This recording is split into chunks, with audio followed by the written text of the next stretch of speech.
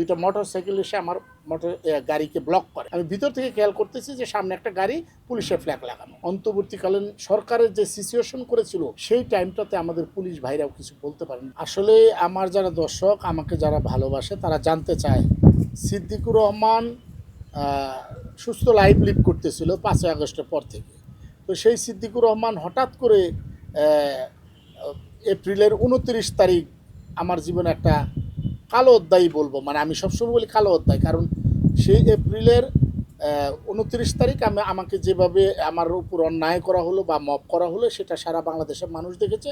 তার পূর্বের ইতিহাসটুকু দেখে নাই যে আসলে ঘটনাটা তো হুট করে ওই টাইম থেকেই হয় নাই।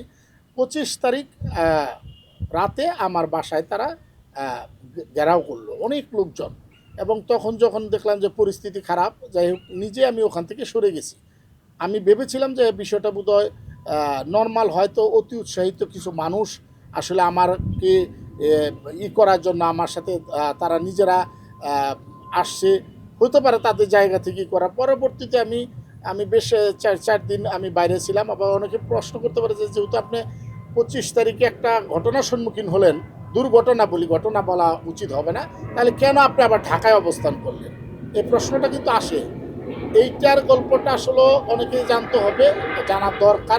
আমিও বলতে চাই, কারণ একটা মাত্র কারণে 25 তারিখের আগে থেকে আমি কোনো কিছুই জানতাম না, কারণ এই যে স্বাধীন সার্বভৌম রাষ্ট্র আমার বুকের ভিতরে ধারণ করে আমি সেটাকেই ধারণ করেছিলাম, এবং এমন কোনো রাষ্ট্রদ্রোহী কাজ করিনি যে আমাকে পালাতে হবে বা আমাকে এই দেশ ছেড়ে চলে যেতে হবে।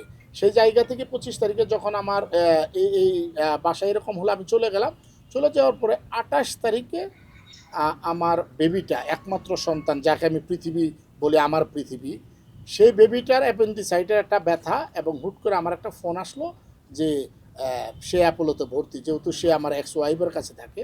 তো সেই জায়গাতে আমি দৌড়ে গেলাম গাড়িতে করে এবং বাইকে করে। আমি গাড়ি রেখে, মানে আমার মন মানতেছিল না, আমার বেবিটা যেহেতু এরকম অসুস্থ, এবং ওটিতে সে স্টেতে শোয়ে রাখছিল, কারণ ওর জন্মটাইতে অ্যাপোলোতে। অ্যাপোলো ডক্টররা জানে যে এটা সিদ্দিকুর রহমানের বেবি, এবং আমার এক্স ওয়াইফের নামেও এন্ট্রি করা।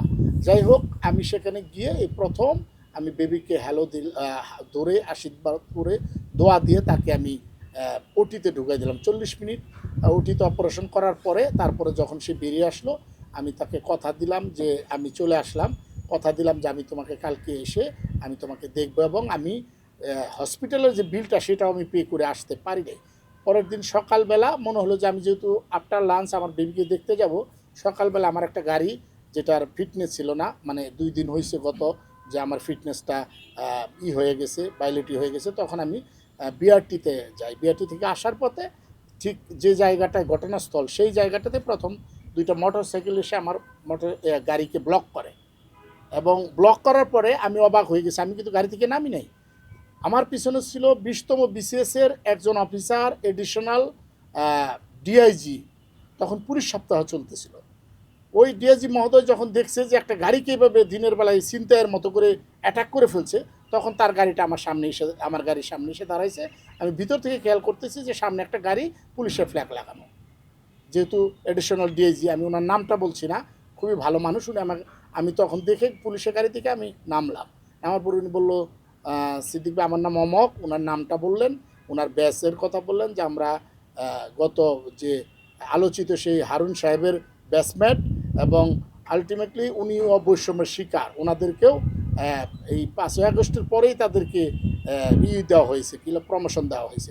তো উনি যখন ছেলেপেলেরা যখন আমাকে করতেছে, তখন তার যে সামনে তার যে সিকিউরিটির পুলিশটা থাকে সে নেমে প্রতিবাদ করতেছিল, প্লাস উনি বলতেছিল, ওনার ওয়াইফও পাশে ছিল, উনিও বলতেছিলেন। কিন্তু তারা হঠাৎ করে এই ঘটনাটুকু ঘটানোর জন্য তারা এখানে জটলা পার্কে ফেললে, এবং যা তা বলতেছে, আমাকে আওয়ামী লীগের ফ্যাসিস্টের দোসর বলে আখ্যায়িত করতেছে, এবং আমার নামে মামলা আছে, অমক আছে, তমক আছে, এই সেই নানানটা বলে।